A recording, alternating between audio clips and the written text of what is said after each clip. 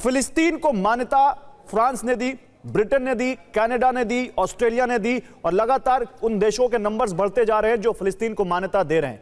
बड़ी बात यह है कि इसमें अमेरिका के कई बड़े सहयोगी जो नेटो में भी शामिल हैं, जो G20 में भी शामिल हैं, जो UNSC में भी शामिल हैं, वो इसको मान्यता दे रहे हैं। आप इसका क्या असर देखते हैं? क्या वाकई ट्रंप के लिए एक बड़ी मुश्किल, एक बड़ी चुनौती यहां पर खड़ी हो रही है? गौरव, जय हिंद। जय हिंद सर। देखिए गौरव, एक बहुत साधारण सी बात है, इस समय रिकॉग्निशन की कोई अहमियत नहीं है।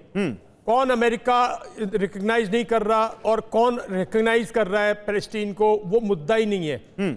मुद्दा ये है कि किस तरह से जो हो रहा है गाजा के अंदर, जिस तरह से ह्यूमैनिटेरियन क्राइसिस है गाजा के अंदर, जिस तरह से बेतौड़ ताबड़तोड़ जो है इजराइल गाजा को तबाह किए जा रहा है, और गाजा इंफ्रास्ट्रक्चर को छोड़ो, ह्यूमंस की बात करो, उसको कौन रोकेगा? वो ना रुकने वाला है, ना किसी के रिकॉग्निशन का फर्क पड़ता है, बिकॉज इजराइल ना यूएन के रेजोल्यूशन को मानता है, ना रिकॉग्निशन को मानता है। इजराइल अपने खुद जो 1993 का ओस्लो एक्ट है, इजराइल उससे बैकआउट कर गया। ये टू नेशन थ्योरी तो होनी नहीं चाहिए थी।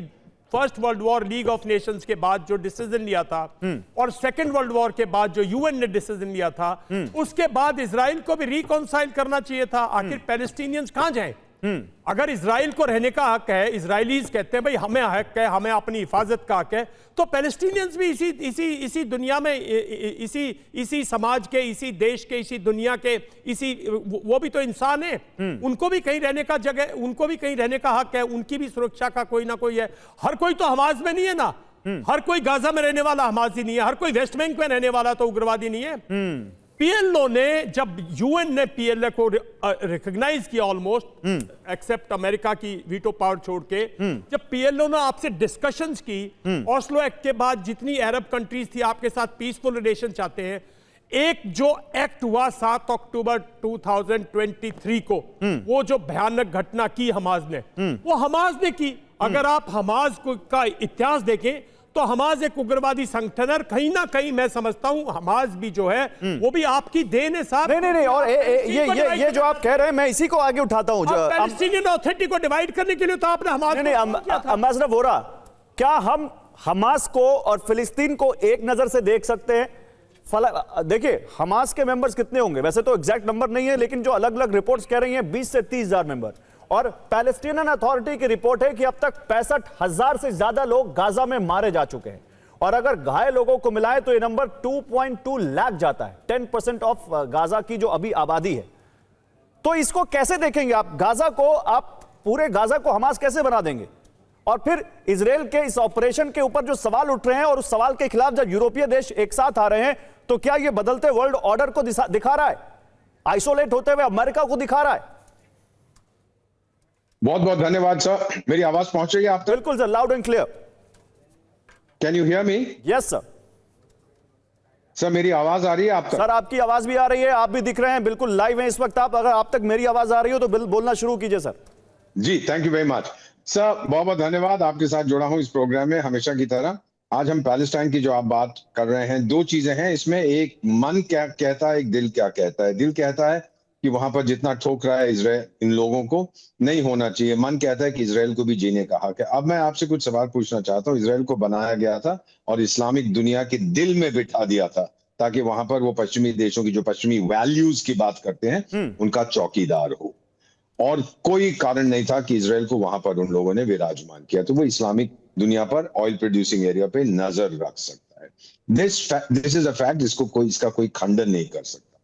दूसरी चीज ये है सर कि ये जो यूरोपियन देश अब जो पैलेस्टाइन को मान्यता दे रहे हैं, ये क्यों कर रहे हैं सर? एकदम मुसलमानों के साथ इनकी मोहब्बत हो गई है, एकदम फंडामेंटलिस्ट इस्लाम के साथ इनकी मोहब्बत हो गई। मैं बताता हूँ, चाहे ब्रिटेन है, चाहे फ्रांस है, चाहे जर्मनी है, चाहे बेल्जियम, आपने देखा है वहां पर एंटी मुस्लिम सेंटिमेंट कितना बढ़ता जा रहा है। तो ये सब कर रहे हैं दुनिया को बताने के लिए। मुस्लिम समुदाय के जो देश हैं, ऑर्गेनाइजेशन ऑफ इस्लामिक कोऑपरेशन, 57 देश, कि टाइगर हम लोग एंटी मुस्लिम नहीं है, देखिए हमारा दिल तो रोता है पैलेस्टीनियंस के लिए। और इसके साथ साथ इन देशों में से खासतौर नहीं, तो इससे उनको फायदा क्या होगा?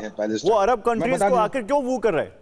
बिकॉज द अरब कंट्रीज उनके अगेंस्ट हो रहे थे ना सर। उनको डर है कि हमारे ऊपर आतंकी हमले ना हो। वो बताना चाहते हैं कि अब हम भी बहुत प्रो नॉट इस्लामिक बट हम प्रो पैलेस्टाइन हो गए हैं। और ये भी मान लीजिएगा सर कि जो देश इस्लामिक देश पैलेस्टाइन का समर्थन करते हैं उनमें से एक ने एक पैलेस्टाइनियन रेफ्यूजी को नहीं लिया, वो जॉर्डन ने एक आधे को ले लिया था जब ट्रंप साहब ने प्रेशर डाला था। तो मेरा मानना यह है कि यूरोप अपनी खेल खेल रहा है, अमेरिका अपना खेल खेल रहा है, इस्लामिक समुदाय अपना खेल खेल रहा है और हार रहे हैं। नहीं, लेकिन गाहे बगाहे इस पर भारत में भी बहुत पॉलिटिक्स होती है। अवनीश अवस्थी, यहां फिलिस्तीन के समर्थन में नारे लगते हैं तो लोग उनको निशाने पर ले लेते हैं। भारत ने तो फिलिस्तीन को मान्यता दे रखी है, कोई अगर पॉलिटिशियन फिलिस्तीन के समर्थन में बातें करता है तो उसको बिल्कुल एंटी नेशनल कहने लगते हैं। जब फिलिस्तीन के मुद्दे पर भारत सरकार का ऑफिशियल स्टैंड है कि 2 स्टेट थ्योरी में वो भरोसा रखते हैं, तो फिर फिलिस्तीन को इतनी हे नजरों से क्यों देखते हैं यहां पर? गौरव, बात बड़ी साफ सी है कि जैसा कि अभी कहा कि और आपने सवाल किया कि क्या हमास और फिलिस्तीन को एक नजर में देखा जाना चाहिए क्या? हालत यह हो गई कि अगर हमास वहां फिलिस्तीन पर राज्य कर रहा है, हमास ही वहां की सारी नीतियां तय कर रहा है। 7 अक्टूबर 2023 को हमारे यहाँ जो पहलगाम हुआ, 26 लोगों को मारा गया, पूरा देश जिस तरह से आक्रोशित था, आप याद रखिए, आप सोचिए जरा कि इजराइल के लोगों का क्या हाल होगा और क्यों नहीं होना चाहिए, क्यों नहीं होना चाहिए। जो लोग फिलिस्तीन की बात करते हैं, जो लोग हमास की बात करते हैं, मैं हमास की बात भी नहीं कर रहा, मैं क्या नहीं होना चाहिए, एक मिनट मैं समझ नहीं पाया, आप क्या कह रहे हैं, क्या नहीं होना चाहिए, किसकी बात कर रहे हैं? मैं इसीलिए कह रहा हूं कि फिलिस्तीन अलग है, हमास अलग है।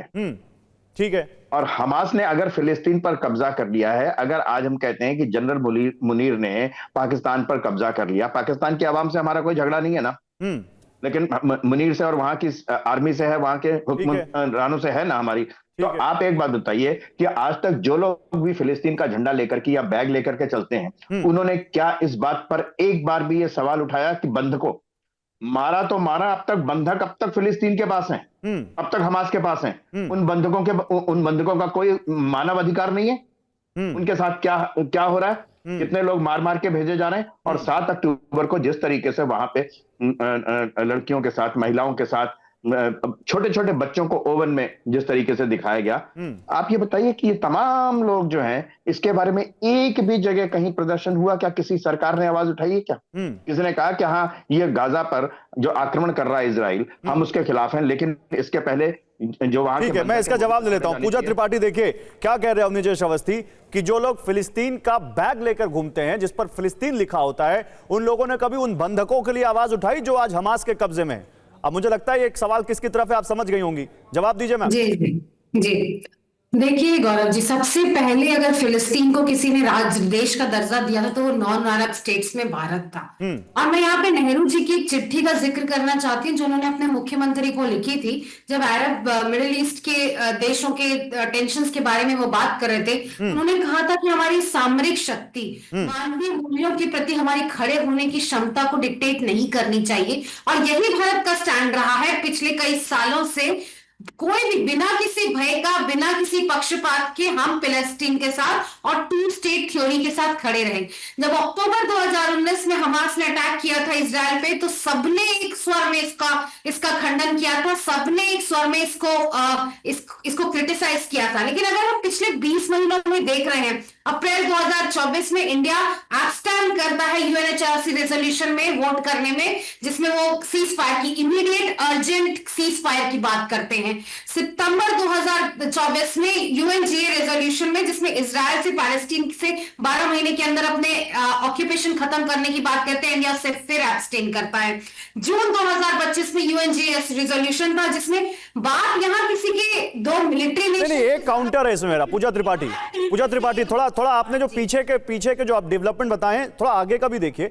अभी 12 सितंबर को यूएनजीए में एक प्रस्ताव आया जहां पर पीसफुल रेजोल्यूशन और 2 स्टेट थ्योरी फिलिस्तीन के समर्थन में, वहां पर जब वो प्रस्ताव आया तो भारत ने उसके समर्थन में वोट दिया है, 2 स्टेट थ्योरी के समर्थन में वोट दिया है। ये फिलिस्तीन के समर्थन में भारत का वोट है और हम चला भी रहे हैं। देखिए, हमने ग्राफिक चला दिया। जब से पैलेस्टीन को गौरव जी भारत ने, अच्छा मुझे ये बताइए पूजा जी, इजराइल को तो, इजराइल पर कांग्रेस पार्टी की क्या राय? हम तो इजराइल पे हम हमास को टेररिस्ट ऑर्गेनाइजेशन मानते हैं। आप भारत एक आप हमास को टेररिस्ट ऑर्गेनाइजेशन मानते हैं? हम ये नहीं कह रहे। आप पूजा जी, एक मिनट में, सबसे पहले हम ह्यूमैनिटी की बात कर रहे हैं। आज गाजा में हर तीसरा में से एक बच्चा भूखमरी से मर रहा है। गाजा की तस्वीरें दिल को द्वेलित करने वाली है।